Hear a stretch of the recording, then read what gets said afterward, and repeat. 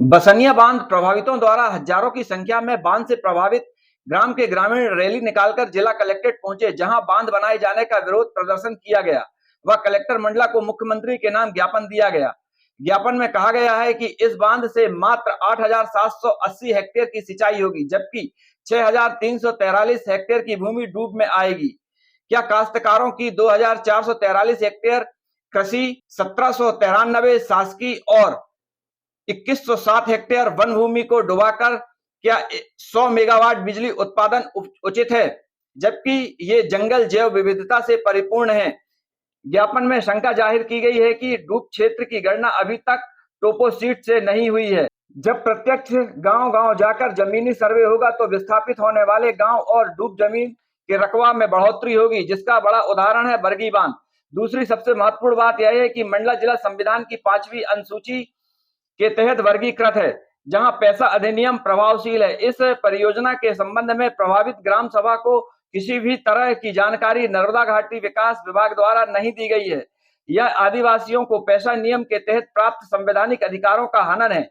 बताया गया कि मंडला जिला पहले भी विस्थापन का दंश झेल चुका है, अब यह नहीं झेलेगा। वहीं कलेक्टर ने ग्रामीणों से इस संबंध में विस्तृत जानकारी मांगी और उनकी शंकाओं को प्रदेश सरकार तक पहुंचाने की बात कही है।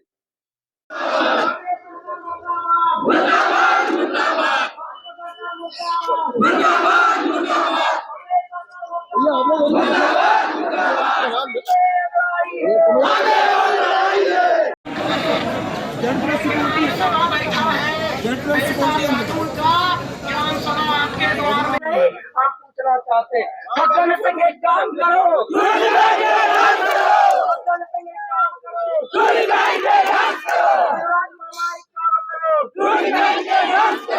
बिल्कुल स्पष्ट रूप से कह देना चाहते हैं कि इसके पहले हम लोगों को आदिवासी क्षेत्रों में रहने वाले आदिवासी लोगों को परेशान करने का, शोषण करने का तरीका है।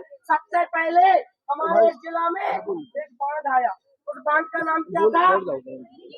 बरगी। सब बेघर हो गया। जैसे प्रॉपर क्या होता है, कोई प्लान होता है?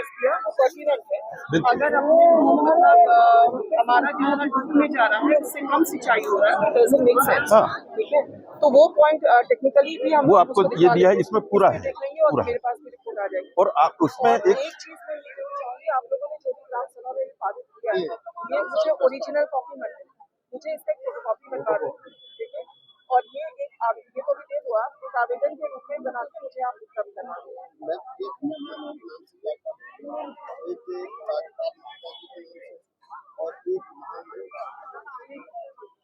सबको दे रहे हो, लेकिन एक मुझे भी दे देना, मैं भी छोटे लोग हूँ, पर दोगे तभी बढ़ जाएगा। एक काम करो मैडम, इंक्लोज करके इस लेटर को पहुंचा सके, उसके लिए एक लेटर जो है मैडम उसमें तथ्यात्मक बातें जो मेरी भी बात रहेगी, वो सारी बातें लिखी कि इससे ये फायदा नहीं होगा, इससे ये हम किए जाएंगे वगैरह वगैरह, जो बातें हैं वो पूरा तथ्यात्मक बनाकर एक आवेदन के रूप में और इसकी फोटोकॉपी उसमें लगा देना, वो लगा के आप मेरे कार्यालय में पहुंचा दो, मुझे कल पहुंचा दो। वो मैं कर दूंगा मैडम। ये आप सुनो, मैं पहुंचा दे रहा हूँ, ये आप दे दो। ज्ञापन तो दे दीजिए, ये तो आप ऐसे हो जाइए तो सामने आएंगे।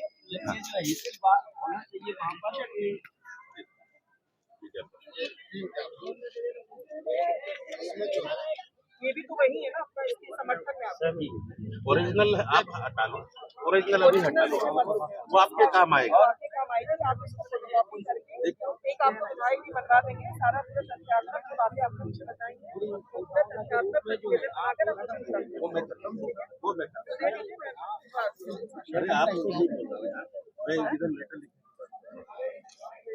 ये चाहते हैं कि हम कलेक्टर मैडम को देखे नहीं है और हम उनकी आवाज सुनना चाहते हैं। ये पूरी लड़ाई मैडम को देखने की है क्या? आपके क्षेत्र में बांध को लेकर 2 जिले के लोग विरोध कर रहे हैं, क्या है पूरा मामला? देखिए, बसनिया बांध है, यहाँ पर ये प्रस्तावित है और जिसमें 8,700 हेक्टेयर जो जमीन है, इस पर सिंचाई का प्लान किया है, 100 मेगावाट बिजली का प्लान किया है। हमारा जो मंडला है पहले से ही विस्थापन का दंश झेलता आया है। अब किसी भी स्थिति में विकास का विरोध हम नहीं करते हैं, लेकिन किसी भी स्थिति में अब हम विस्थापन किसी भी हालत में बर्दाश्त नहीं कर सकते।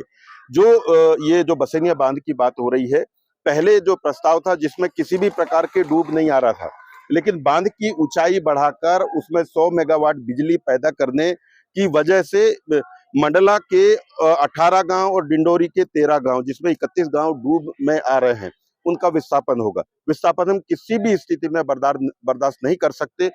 मेरे कई बार पत्र लिखने के बाद में और ये पूरी स्थिति शासन और प्रशासन को समझाने के बाद में भी शासन की हठधर्मिता है और ये आदिवासी बाहुल्य क्षेत्र के साथ एक प्रकार से अन्याय है। मैं आपको किसी भी तरीके से मैं कह सकता हूं 2000 जो हेक्टेयर है ये वन भूमि विस्थापित हो रही है और 2000 हेक्टेयर जो है ये शासकीय भूमि है और 2400 हेक्टेयर है ये प्राइवेट भूमि जो है किसानों की ये जा रही है।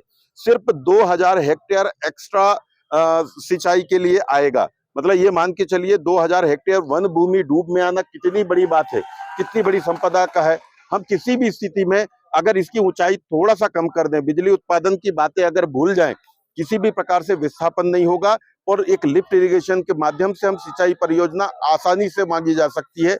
मैंने पहले भी पत्र लिखा है शासन के माध्यम से, इसमें भी ये बातें आई है। मैंने इसमें ये कहा है कि उसमें जो बिजली उत्पादन को बंद करके सिर्फ जो है उसकी सिंचाई परियोजना उसका स्वीकृत किया जाए, पर उन्होंने उसको निरस्त करके और किसी प्राइवेट एजेंसी को उन्होंने ठेका दे दिया है और उसी का नतीजा है कि अब विस्थापन की एक जो डर है, भय है, जिसका हम पहले से विरोध कर रहे हैं और यही वजह है कि लोगों की नाराजगी यहाँ पर उस रूप में दिखाई दे रही है। और हम भी एक जनप्रतिनिधि होने के नाते मैं लगातार इनकी आवाज को मैं सदन से लेके रोड से लेके हर स्तर पे हम संघर्ष में लगे हैं और किसी भी स्थिति में ये बांध हम नहीं बनने देंगे, शासन चाहे कुछ भी कर ले। ये बताएं, ये लोग जो विरोध कर रहे हैं, क्या है पूरा मामला? देखिए, नर्मदा घाटी में 29 बड़े बांध मध्य प्रदेश के हिस्से में बनाने का है। उसमें से 10 बांध बन चुका है, 5 बांध अंडर प्रोसेस है। 15 बांध में लाखों परिवार उजड़ चुके हैं। लगभग 4 बांधों में 56,000 हेक्टेयर जंगल डूब चुका है। अब ये बसनिया बांध, जो कि 3 मार्च 2016 को मुख्यमंत्री ने विधानसभा में लिखित में कहा है कि हम 7 बांधों को निरस्त करते हैं, इसलिए निरस्त करते हैं कि यहाँ पे भारी मात्रा में जंगल डूब रहा है, नए भू अर्जन कानून कारण से लागत बढ़ रहा है और हम इसको निरस्त करते हैं। ऐसा उन्होंने विधानसभा में दिया है, लिखित में दिया है, जो कागज हमारे पास है। आज मुख्यमंत्री को दोबारा रिमाइंड करने की हम लोग दे रहे हैं। दूसरी बात यह है कि देखिए, इसमें तो जो सिंचाई की बात की जा रही है, जितनी जमीन डूब रही है और जितनी सिंचाई हो रही है, मात्र जितनी जमीन डूब रही है उससे 2500 हेक्टेयर जो है सो एक्सेस जमीन में सिंचाई होगी। क्या 2500 हेक्टेयर के लिए ये जो है सो इतने बड़े समुदाय को, लगभग 3000 परिवार को डुबाना, ये क्या वाजिब है? क्या ये सवाल लेकर के आज यहाँ के आदिवासी लोग आए हैं। ये कह रहे हैं कि भाई केवल मंडला को विस्थापन ही क्यों मिलेगा? 95 गांव आपने बरगी में डुबा दिया, कान्हा में हटाया है, फेन में हटाया है, इस प्रकार से मनेरी में हटाया है। तो विकास के नाम पर केवल आदिवासी बलि चढ़ेंगे क्या? ये इनका विरोध है और कह रहे हैं कि भाई हमें बरगी बांध से हमको क्या मिला? 95 गांव मंडला में डूब में आए, तो उससे कुछ मिला क्या? मंडला को, मंडला का लाभ मिला क्या? हम मानते हैं कि मंडला और डिंडोरी में बहुत ही कम इरिगेशन है, तो सरकार को लिफ्ट इरिगेशन करके यहाँ पे पानी देना चाहिए। निमाड़ और मालवा में 37,000 करोड़ का प्रोजेक्ट चल रहा है केवल लिफ्ट इरिगेशन का। बांध के अलावा सरकार यहाँ पे क्यों नहीं दे रही है? सरकार यहाँ पैसा पूंजी क्यों नहीं लगा रही 37,000 करोड़ में? यहाँ मंडला के आदिवासी क्योंकि हमारे जनप्रतिनिधि आवाज नहीं उठाते हैं, हमारे नेता आवाज नहीं उठाते हैं। निमाड़ और मालवा के दबंग जनप्रतिनिधि है, वो अपना पैसा ले जाते हैं साहब। तो क्या ये जो पूरा आदिवासियों के साथ जो अन्याय हो रहा है, अब ये आदिवासी जाग गए हैं भैया, अब ये सब व्हाट्सएप पे, सोशल मीडिया पे जागरूक हो गए, अब ये रुकने वाले नहीं है। ये बताइए, क्या बांध है, कौन कौन इससे प्रभावित हो रहा है? ये देखिए, ये बांध जो है, ये बसनिया बांध जो है ओढारी में बन रहा है, मोहगांव ब्लॉक में। इससे 18 गांव मंडला के डूब रहे हैं और 13 गांव डिंडोरी के डूब रहे हैं और इसमें से जो है सो लगभग 6,500 हेक्टेयर जंगल पूरी जमीन डूब रही है। तो इसको लेकर के विरोध, और अभी जो केवल फिजिकल सर्वे नहीं हुआ है, ये टोपो सीट पे सर्वे करके बता रहे हैं कि ये गांव डूब में आएगा। बरगी का अनुभव है, उस समय 101 गांव कहा था, 162 गांव डूब में आया था। तो जब ये भौतिक रूप से जब ये पूरा बनाएंगे डिजाइन, तो ये गांव बढ़ेगा, जमीन बढ़ेगा और डूब क्षेत्र बढ़ेगा। इस गांव को लेकर अभी क्या करंट प्रोसेस हुई है कि आप लोग सब एक्टिव नहीं हो गए? नहीं नहीं, देखिए क्या है कि अभी पेशा कानून मुख्यमंत्री शिवराज सिंह चौहान कह रहे हैं कि हमने लागू कर दिया। अब इस गांव को एक तो पता नहीं है कि हमारे गांव में बांध बन रहा है साहब। सरकार का कोई अधिकारी इनके गांव में नहीं गया पूछने के लिए कि भाई हम तुम्हारे यहाँ बांध बनाए कि नहीं बनाए हैं। और अभी जो है तो सरकार जो है सो 24 नवंबर 2022 को एफकॉन कंपनी जो मुंबई की कंपनी है उससे उन्होंने अनुबंध कर दिया है। ये क्या है साहब? गांव को कॉन्फिडेंस लिया, आप पैसा पैसा चिल्ला रहे हैं और गांव के लोगों को पता ही नहीं है। ये पैसा का माहौल है। आप गांव के लोगों से पूछिए ना, अगर ये सहमत होते हैं बांध बनाओ, असहमत होते तो बांध बनाओ। और ये मुख्यमंत्री जी ने भाषण में कहा है, ये उनका वीडियो भी है कि अगर गांव के लोग असहमत हैं तो बांध नहीं बनेगा, किसी भी कीमत पे नहीं बनेगा। अपना नाम बताइए। मेरा नाम राजकुमार सिन्हा है, मैं बरगी बांध विस्थापित संघ का संयोजक हूं। हमारा बसनिया बांध एक प्रपोज्ड प्रोजेक्ट है।